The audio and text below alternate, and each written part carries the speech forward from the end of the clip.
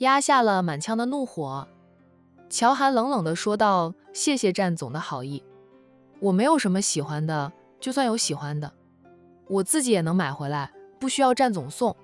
乔总买是乔总买的，我送的是我的心意。乔总收了我送给你的花吧。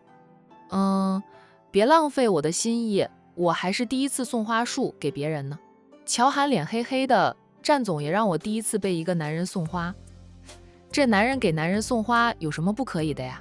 男人也是人，也喜欢花的嘛。乔涵觉得无法和战浩宇说下去了。这个男人脸皮厚得很啊。战总，我很忙啊，你请回吧。乔涵冷着脸下了逐客令。我在这里不会影响到乔总工作，我很安静的，保证不吵不闹。等乔总下班了，我请乔总吃饭啦。乔涵，战总，你要是再不走，我就让安保部门把战总请出去了。战浩宇笑眯眯地看着他，这明显是不把他的话听在耳里。乔涵被他的无赖样气得不轻，亏得他对他还有点好感呢，觉得不愧是战家出来的男儿，各方面都很优秀。谁知道他是个无赖。乔涵说到做到，当即就打电话给安保部门，让保安上楼来请战浩宇出去。乔总不用麻烦他们了，我自己出去。我在公司门口等着乔总下班，然后咱们一起出去吃饭，就去我的丰泽酒店吃吧。保管让乔总吃得满满意意的。战浩宇说完了，转身就走，当真不用保安请他出去，那样的话太丢脸了。他虽不是江城人，但战氏在江城有好几家酒店，他负责餐饮业，也是经常出差江城的，不少江城的大佬们都认识他。要是被乔涵命令保安把他抬出去，是真的丢脸。战浩宇，乔涵叫住他。战浩宇停下来，扭身看他，黑眸闪烁着笑意。乔总还有何吩咐？乔涵拿起那束花走过来，把那束花往他的怀里一塞，冷冷的道：“这束花麻烦战总拿走吧。”战浩宇抱着那束花，含笑的看着他，说道：“我觉得这束花很适合乔总呀，乔总美得人神共愤。配上这束鲜花，真是人比花娇。”战浩宇，乔涵怒道：“我是男人，不要用美来形容我。什么人比花娇，那都是用来形容女人的。他现在是男人啦，是男人。”战浩宇竟然调戏他。对不起，对不起，我没什么书，用词不当，还请乔总原谅。我是真觉得乔总比女人还要美，他没读什么书，他就是故意的。秘书，乔涵叫喊着自己的秘书。很快啊，秘书进来了，他吩咐着秘书送战总出去，要送战总出到公司，免得这个无赖又折回来。秘书呢，就恭敬地请着战浩宇跟他走。战浩宇抱着那束花，冲着乔涵笑了笑，跟着秘书走出了总裁办公室。乔涵听到他问秘书：“这花束不好看吗？你们乔总怎么不收我送给他的花？”乔涵用力地关上了办公室的大门，刚坐回座位上，他的另一个手机就响了起来，是他弟弟打来的。哥，我今天没有回公司开会，竟然错过了好戏，太遗憾了。乔轩的消息也灵通，战浩宇给他姐送花，被所有高层管理看到了。之后呢，就有与他关好的人告诉他了。乔涵一脸黑线，冷冷的道：“乔轩，你再说一句，我把你舌头割下来喂狗啊！”好好好，我不笑了，哥也别生气。就哥的颜值，那是男女老少都会被迷住的。我的那些朋友都说，不敢和哥相处太长时间，怕会喜欢哥呢。此刻乔轩就和朋友们一起，故而他不敢叫姐，怕被朋友们知道。哥，战浩宇送给你的那束玫瑰花，我听说很大束的，也很漂亮，估计要几百块钱吧。哥真的没有收下那束花。乔轩打趣着姐姐。现在他算是理解姐姐为什么老是防着战浩宇了。女人的第六感还是很强的。姐姐肯定觉得战浩宇不正常，才会防着战浩宇吧。这不，昨天还一起出游，今天战浩宇就对他姐展开了追求。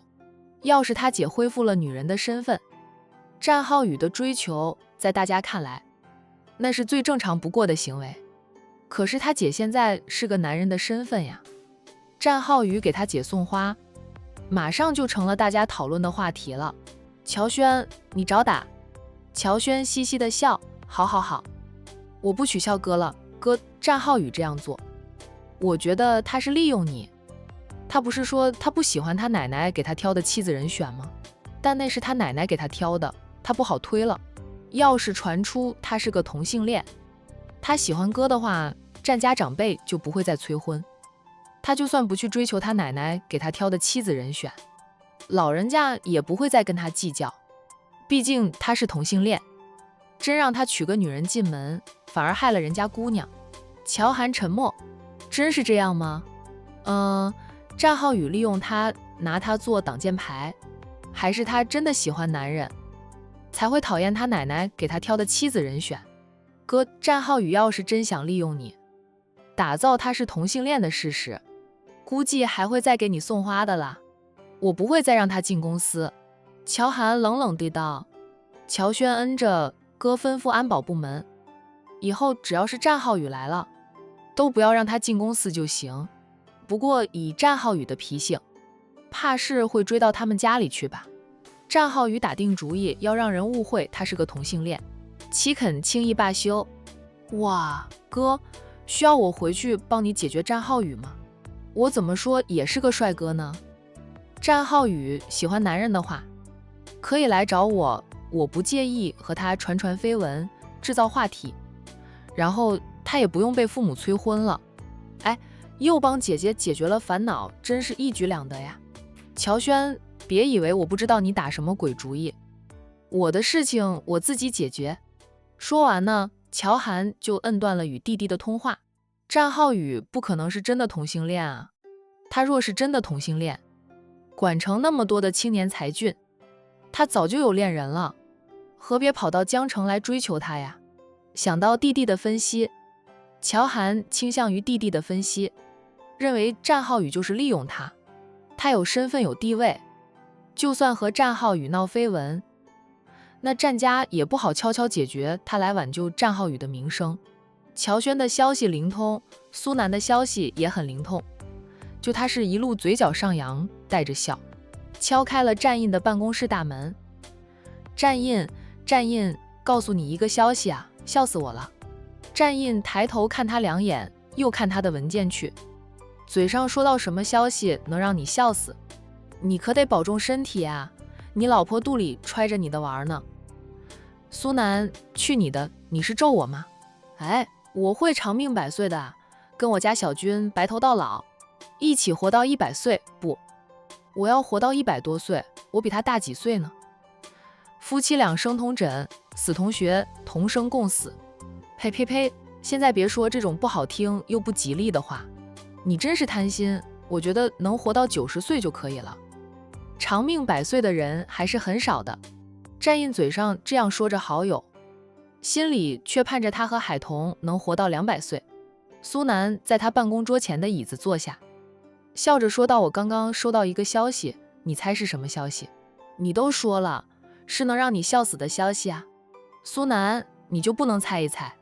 无聊。”战印放下了签字笔，拿起放在桌面上的手机，先给I7发了条信息，这才看向苏南，说吧，我现在认真的听着你说那个笑死你的消息。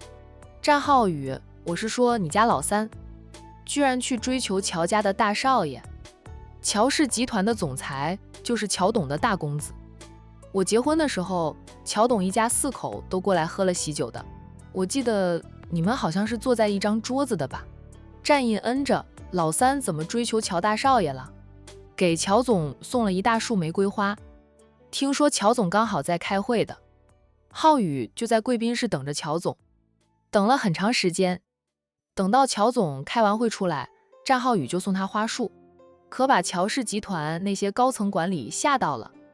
当时那情景，我听他们描述着都觉得好笑。这此事啊，在乔氏集团内部传开了，然后又传出来，苏南就收到了消息。不愧是苏家的南少呀，长着顺风耳，什么八卦消息都能收到。我都不知道浩宇竟然喜欢男人，还好我跟他这么熟，他没有祸害我。现在想想我都后怕呀。话说战奶奶给他挑的妻子人选，不是我忘了，只顾着看笑话，原来我才是被笑话的那个。苏南忽然想起来，战奶奶给战浩宇选定的人就是乔家的大少爷乔涵呢，那战奶奶自然不会让战浩宇娶个男人回家。这只有一个可能，乔大少爷是个女人。如果没有战奶奶这一出，苏南都不知道乔涵是个女人。他们苏家貌似没有去招惹过乔家，故而不曾调查乔家的一切。战印直接赏他一记白眼，说他苏南，我发觉你结婚后，那智商都跟着掉了一个层次。哎，你老婆怀孕，可以说一孕傻3年，你又没有怀孕，那也跟着掉智商。苏南背刺了几句也不生气，他笑道：“我老婆才没有变傻呢，我也不傻，是那个乔大少爷扮男人扮得太像了，而且时间又长。你去江城打听打听，谁知道乔涵是女人的？连他们乔家的亲戚都以为乔涵是男人，乔家的一些远房亲戚都想给乔涵做媒，给乔涵介绍女朋友呢。大家都习惯了乔涵是个男人，我一时间也忘了。”苏南不承认自己智商掉线，浩宇这是顶着同性恋的名声也要追妻啊，我佩服。战印淡淡的道：“是不是同性恋？”浩宇很清楚他自己的事，他这样做是最直接的办法，不用费那么多时间和心思去拆穿乔涵的女人身份。乔涵是男是女，他自己心里也清楚。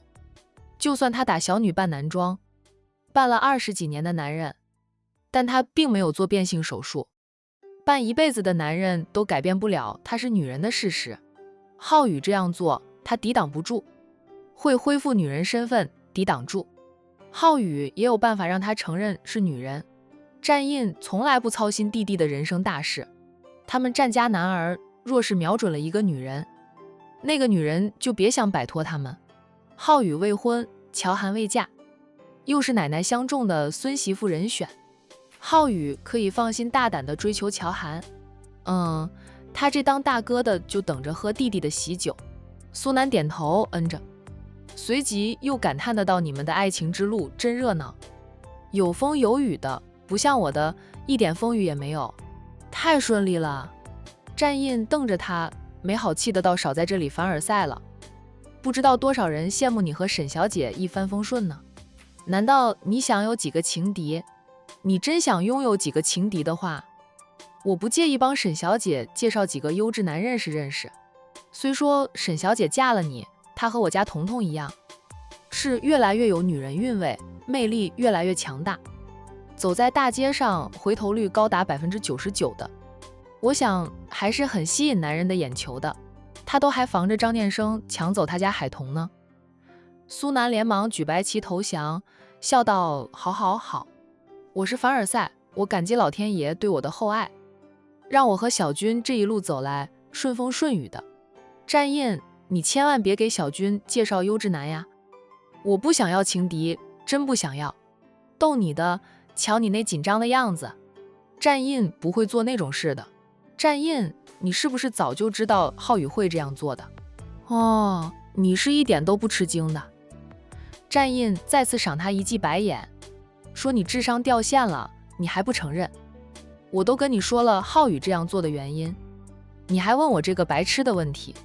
难道他真是一孕傻3年？哦，不是，是他老婆怀孕，他跟着紧张，然后就变傻了。”浩宇问过一晨，也打过电话给我，当时是彤彤接听的。彤彤和一晨都建议他直接追求乔总，不用花心思去拆穿乔总的女人身份，只要相信我奶奶不会坑他就行。苏南连连点心，浩宇要是向我请教，我肯定也和一晨一样的想法，就让他直接行动起来。乔总扮了20几年的男人，岂是一朝一夕就能拆穿他女人身份的？战奶奶给的时间是1年为限，浩宇可没有那么多时间浪费。战印说到智商回来了。半晌，苏南说道真想去江城吃瓜。战印说你在管城，也能第一时间吃到瓜。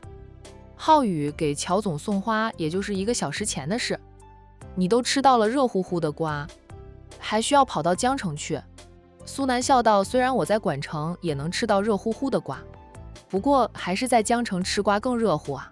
还有20分钟就下班了。战印忽然说道，下班就下班呗，下班我就去陪我老婆吃饭。对了，有这么热乎的瓜，我得端去给我老婆吃，我老婆最喜欢吃瓜的了。战印，不怕你笑我，我总是怀疑我家小军是为了吃到第一手瓜才会嫁给我的。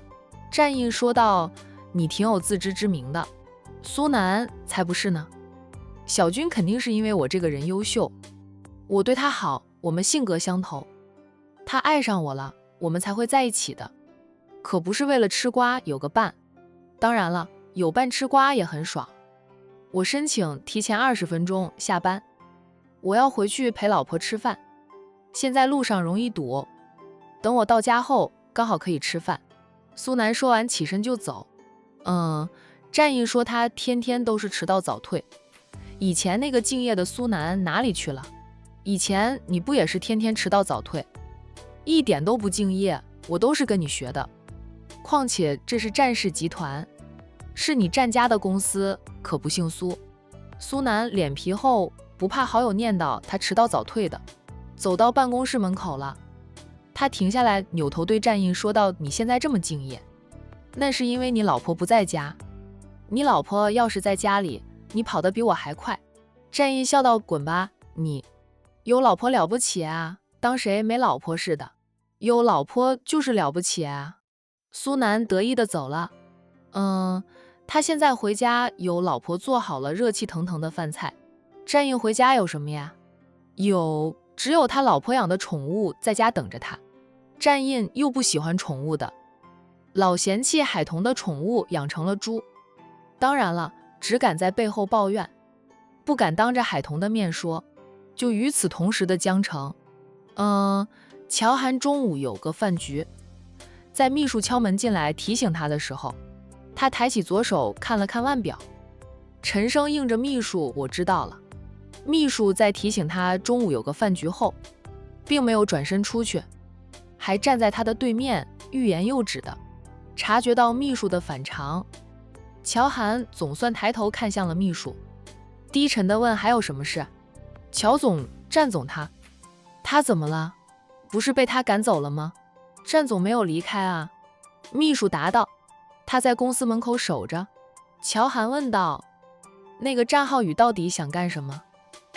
那难道他不收他的花，他就不走了吗？秘书点点头，说道，我接到保卫科打来的内线电话，战总非但没有离开，还叫人送来了很多很多的花。他在公司门口用那些花拼字呢，拼的字是乔涵，我要追求你啦。乔涵手里的笔差点被他捏碎。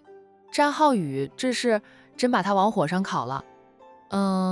他制造出来的话题已经够劲爆的了，那一束花就让他成为全公司上下的话题。满以为把他赶走就解决了，没想到他竟然还在公司门口弄出那么大的动静，还用鲜花来拼字。马上通知安保部门所有人出去，帮我把那些花都清理干净。这马上就下班了，公司那么多人，进进出出的看到战浩宇的那片花海，他真是跳进黄河都洗不清了。乔涵是真没想到，一夜之间，战浩宇就像鬼上身一样，竟然对他展开了攻击，追求他。他现在可是男人，战浩宇公开追求他，那是向世人表示他是个同性恋吗？乔总、战总叫来了很多人的，怕是不好把他的花毁了。秘书为难地道，战浩宇又不是普通人，他是战家的三少爷，丰泽酒店的负责人。江城虽不是战家的地盘，但其也有点势力的，很多路过的人都在拍照啊。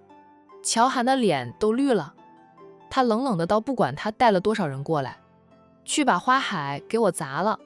秘书连忙应着，然后退至安保部门出去砸花。乔涵也坐不住啊，他抄起放在办公桌上的手机，霍地起身绕出了办公桌，大步的往外面走去。就一个上午，他就被战浩宇气了2次。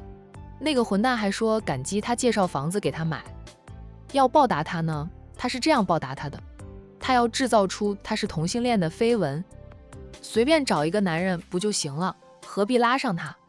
同时，乔涵也打电话给弟弟，在弟弟接听电话后，他冷冷地命令着乔轩：“你马上来公司。”战浩宇那个混蛋刚才并没有离开，他竟然叫人送来了很多的花，还在公司门口摆下了花海，用花拼着字：“哥，我在公司门口了。”战浩宇的确是用了很多很多的玫瑰花拼成了一行字，那行字就是乔涵，我要追求你，哥。战浩宇跟你来真的。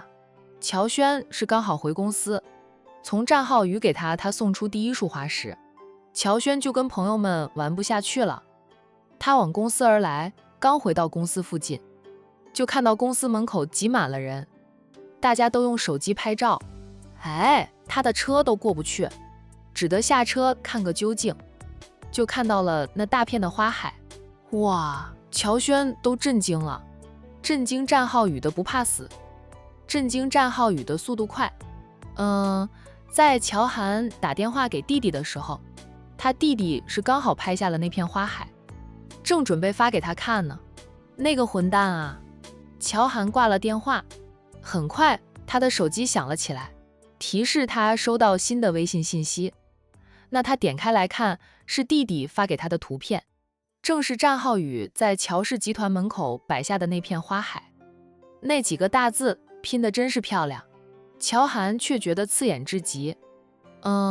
他被战浩宇气死了，招呼都不打一声，突然就对他展开追求。乔氏集团门口呢，聚集了很多看热闹的人，就战浩宇叫来的人围成一圈，他们不阻拦别人看热闹拍照，不过防着乔氏集团的保安们把花海砸了，这可是他们战总向乔总表白的花海啊，也不能说是表白，战总没说喜欢乔总，只说要追求乔总，他们总觉得这是战总向乔总宣战。很快，乔氏集团的保安队长就带着一班的保安出来要砸花，战浩宇的人自然是拦着的。那现场开始闹哄哄的，战浩宇不慌不忙的，还有心情用手机拍摄着自己的劳动成果。拍完了照后，不经意看到了人群中的乔轩，他走向乔轩，乔轩蹲下身去，从花海里抽了一枝花。等战浩宇近前了，他把那枝花递到战浩宇面前。那张军脸上扬起笑意，对战浩宇说道：“战总若是喜欢男人，不如来追求我。我觉得我更适合战总。我哥不适合战总，我哥是个正常的男人，不会喜欢战总的。”战浩宇用2根手指夹住那枝花，然后身子往亲过去，闻了闻那朵花，说道：“有新鲜的味道。”随即他手沏上了乔轩的下巴，捏住，轻浮地挑起乔轩的下巴，审视着乔轩，笑道：“乔二少爷是很帅，不过跟你哥比起来，还是少了点味道。”乔轩笑嘻嘻地拉下了战浩宇的手，问道：“我身上少了哪种味道？”战总说一声，我看看能不能解决。我哥这个人很严肃，开不起这样的玩笑。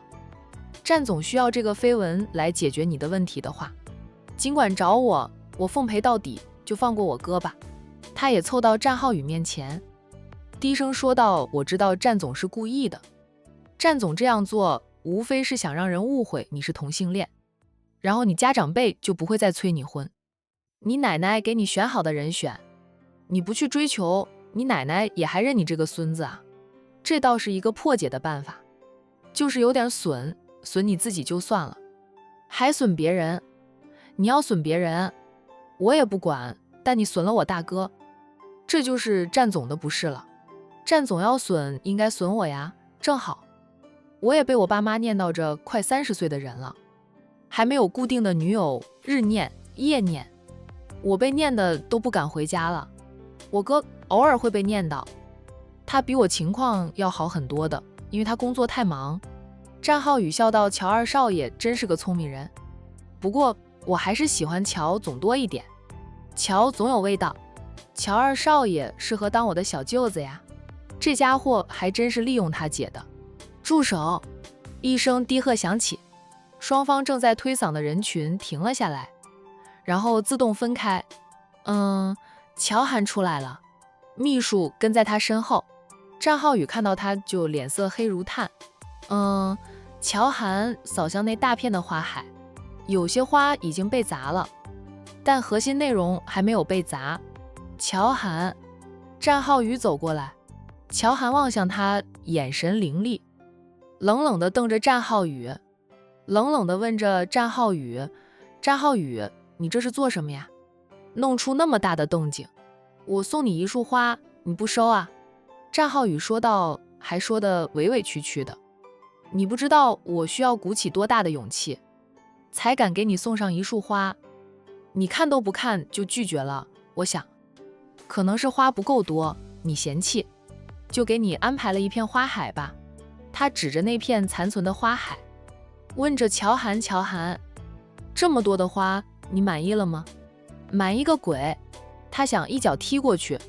乔涵努力地压制着自己的怒火，告诉自己千万不要冲动，要保持着理智。他乔涵什么风浪没有见过？深吸几口气后，乔涵沉声说道：战总，我是个男人，我喜欢的只会是女人，不是男人。谢谢你的厚爱，但还请你高抬贵手，放过小弟我。战浩宇笑道：我知道乔总是个男人，但不妨碍我追求乔总，我追求我的，乔总接不接受是乔总的事，我觉得这两者没有冲突。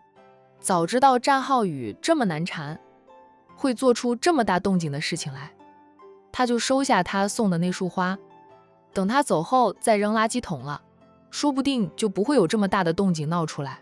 乔总下班了吧？战浩宇抬头看了看高空中的太阳，被阳光刺得眼睛都睁不开，他又赶紧低头对乔涵说道：乔总，我请你吃饭，赏脸不？对不起啊，我中午有个饭局，没空啊。乔涵直接拒绝。战浩宇笑道：没事，乔总今天没空，以后总会有空的。我天天来请乔总吃饭，天天在乔总的公司门口摆下花海，直到乔总答应和我一起吃饭为止。乔涵被他气得牙痒痒的。是他修养好，才没有对战浩宇动手，也懒得再和战浩宇说下去，就他已经打定主意要利用他了。乔涵一挥手，对自己公司的保安说道：把这些花都给我扔到垃圾桶去。又扭头对秘书说道：联系江城那些花店的老板，以后谁都不能卖花给战浩宇，谁卖花给他就是跟我乔涵过不去。战浩宇说：他乔总，你这样也太霸道了点儿，他们开花店的一年到头也赚不了2个钱，难得遇到我这样的大客户，能赚点钱，你却不让他们卖花给我，那是断人财路呀。这断人财路如同杀人父母，小心别人在背后诅咒你，给你扎小人，诅咒你一辈子都娶不到老婆。乔涵这辈子也是娶不到老婆，她自己都是女的呀，娶什么老婆吗？她只能嫁老公，或者招婿上门。乔涵冷冷的道：我的事不用你管，就他会私下补贴一笔钱给那些开花店的人。总之呢，就是不能让战浩宇天天往他公司门口摆下花海。战浩宇撇撇嘴：好吧，我不管，你开心就好，反正他目的也达到了。相信他摆下的大片花海，他向乔涵宣战，不是，是告诉乔涵，接下来他是真的要对他展开追求了，这件事绝对能冲上江城热搜的。战浩宇示意自己的人不用再拦着，就任由乔涵的人把那些花全都清理掉。乔涵看到花海被清理，扭身就往回走。哥，乔轩跟着走。乔涵连弟弟都不搭理，别以为他没看到他出来的时候，看到了弟弟和战浩宇还站在一起有说有笑的呢，他都被战浩宇气死了。弟弟居然还和气死他的人有说有笑的，全都看他笑话是吧？哥，战浩宇承认了，他就是要制造个话题，逃避长辈的催婚的。乔轩边走边解释，乔涵不说话，就他向自己的车子走去。乔轩示意秘书不用跟着了，他跟着姐姐呢走向车子。很快，乔涵上了车，乔轩也跟着挤上姐姐的豪车。司机看看二少爷，默默地发动了引擎，把车开动。哥，我刚才问过战浩宇了，战浩宇也承认他是利用你来逃避长辈的催婚。乔涵冷冷地看着弟弟，他说的话你信？乔轩噎了噎后说道，按我对他的调查以及我们掌控到的信息，我是信他的。不信他，难道他真是同性恋？就算他真是同性恋，也不会在见过哥几次后就公开追求哥呀。这下子轮到乔涵语塞了，他不相信战浩宇只是利用他制造一个话题，但又不相信战浩宇真是同性恋。他若是喜欢男人，管城多的是青年才俊，他早就有喜欢的人了，还需要跑到江城来纠缠他？若两者都不是，战浩宇这个动机是什么？乔涵的车子驶出了公司，那大片的花海早就被清理干净，那围观的人呢也渐渐散去。不过战浩宇还没有离开，他靠在他的车子前，两手插放在裤兜里，看着乔涵的专车驶出来，他还冲车上的乔涵挥了挥手，似乎说了什么。乔涵目不斜视，面无表情的听不见他在说什么。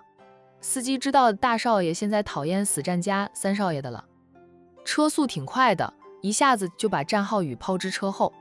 良久，乔涵低沉地吩咐弟弟乔轩，你去管城一趟，打探一下战浩宇未婚妻人选到底是谁。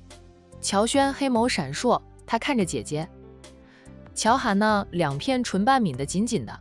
哥，你是想多了吧？那绝对不可能的。乔轩领会姐姐的深意后，笑着安慰姐姐，这怎么可能呀？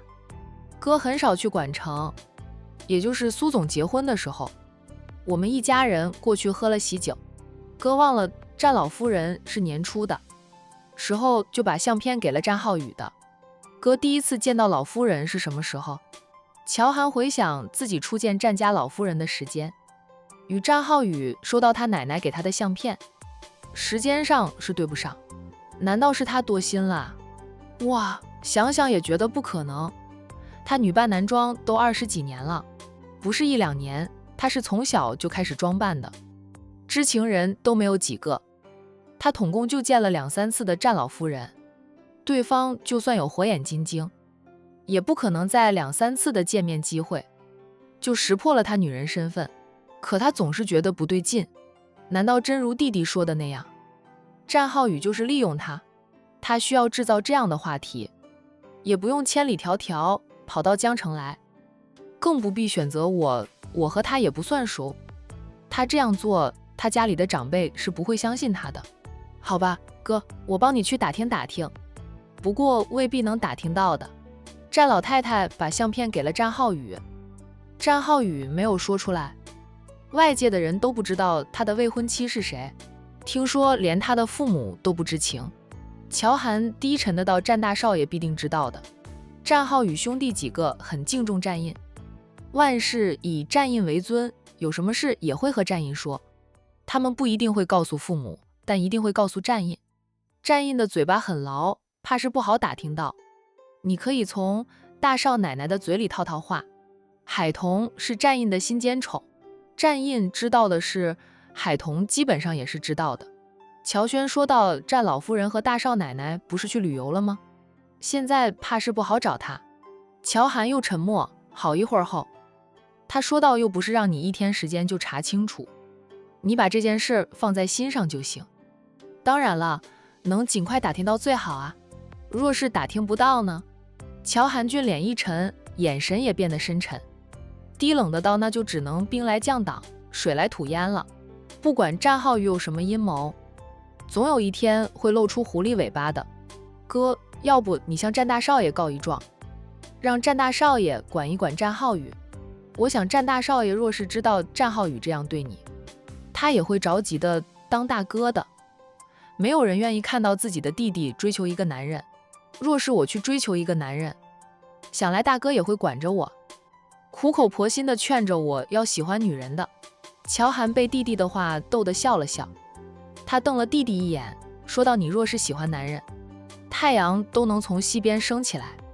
哥晚上要出席宴会，你陪着哥一起去。凤晴也会出席宴会。”乔轩立即朝姐姐做着求饶的动作：“哥，你就饶了我吧，我对那个凤晴真没兴趣。那种扮猪吃老虎的女人，心眼多，我斗不过他们。你也知道你弟弟我是个直来直往的人，最不喜欢耍心机了，就哪怕他也会阴谋阳谋的。有姐姐撑着的时候，他就不想当个心机深沉的男人。没事的时候，谁乐意成为心机深沉的人啊？我对凤晴很有好感，她比你那些红颜知己好多了呀。哥，你就我一个弟弟呢，你舍得你弟弟当上门女婿啊？舍得你弟弟以后被一个女人管得死死的，生个女儿都不能跟我姓乔，有什么意思？乔涵一噎，他是真的欣赏凤晴，哪怕江城人都不看好凤晴这个真千金，觉得她软弱，未必能接管凤氏家族。而凤家主又70岁了，就算身体还硬朗得很，顶多再撑上几年就要退休。那凤晴在短短几年内能成功上位吗？那位凤家假千金却是打小就被凤家主用心栽培的。哪怕她并非凤家的亲生骨肉，现在依旧是住在凤家的大宅里，叫着凤家主做妈，凤氏家族的一些生意，她也涉及到多少都有点势利的了吧。她被当成接班人那么多年，眼看快要上位了，却被戳穿是假千金，她又乐意看着真千金上位。凤晴一旦从亲妈那里接过了家主之位，假千金肯定不好过的了，毕竟她和假千金没有什么姐妹之情。凤家最不好的一点就是家主只招婿上门，他们乔家又只有弟弟一个儿子，父母绝对不会同意弟弟给凤家当上门女婿的。乔涵呢，在心里惋惜不已，就不知道将来谁能入得凤晴的眼，成为凤晴的丈夫了。